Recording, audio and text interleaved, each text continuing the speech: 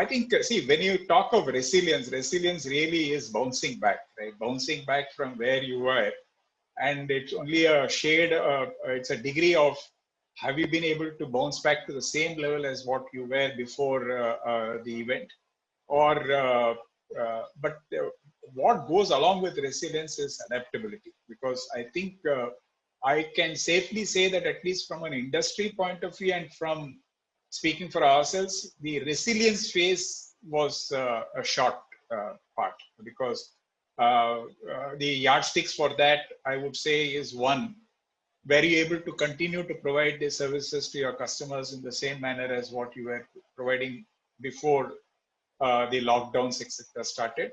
Yes, to a very large extent, within a very short period of time, close to 95% of the people were able to get into the working remotely. And we were able to support close to about 26,000 projects worldwide in a seamless manner. And so much so that within a very short period of time, within a month or so, we got almost 500 letters or mails of appreciation from clients saying that they have been able to tide over the situation. So that's one indicator.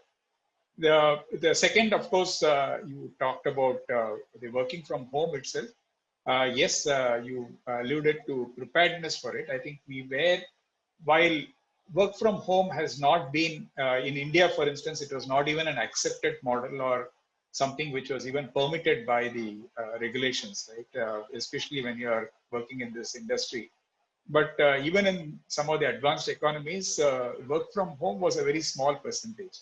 But we came up with something called a secure borderless workspaces, which encompasses not just the physical working from a remote location or from your home or wherever it is, but the entire gamut of the security apparatus, the delivery protocols, the productivity, and how do you manage that? And so in that, we have set out, I think you talked about it, we set out a vision for saying that at least by 2025, not more than 25% of the people will have to work in a TCS office, or at an individual level, not more than 25% of your time, you need to actually work from an office. It doesn't mean that someone can work without having going into an office, because it's also important for keeping your social capital and so many other things. So it's not, work from home is not a permanent stuff, but we can definitely do it in a hybrid model. So that's a vision, so that we are going towards that. So I think I talked about resilience. The immediate thing is the adaptability. So adaptability with the new normal, I would say. Coming to some of the challenges, I think, see, this industry has been blessed, and certainly we can talk for ourselves. We have been blessed with, it's not a cash flow or a liquidity issue. So we've been, our cash conversion ratios have been close to 100% of our profits consistently.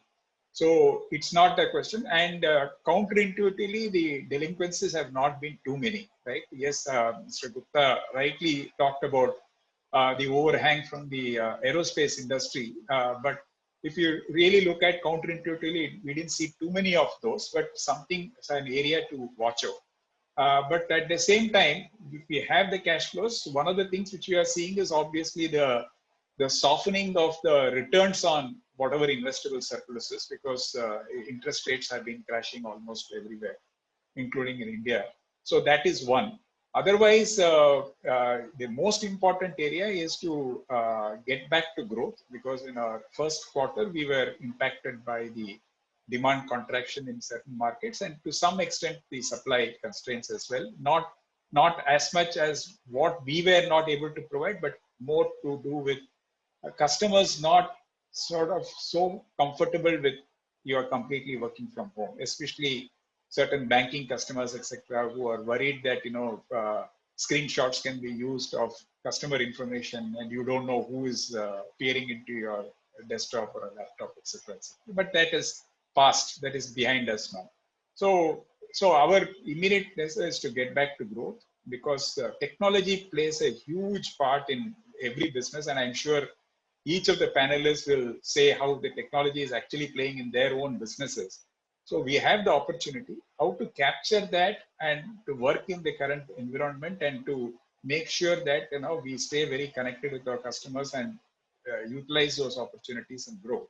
So that is more rather than cash flow. Obviously, keep a very close watch on our the debtors and collections as well as on payables. At the same time, we have made sure that for instance, we take care of suppliers, especially on the small, medium business and things like that. So I think I would say it's adaptability is key today, right? And adaptability not just from the customer, but from the entire ecosystem, whether it is your suppliers, your partners, your employees, and also regulators in some instances. So that's where it is.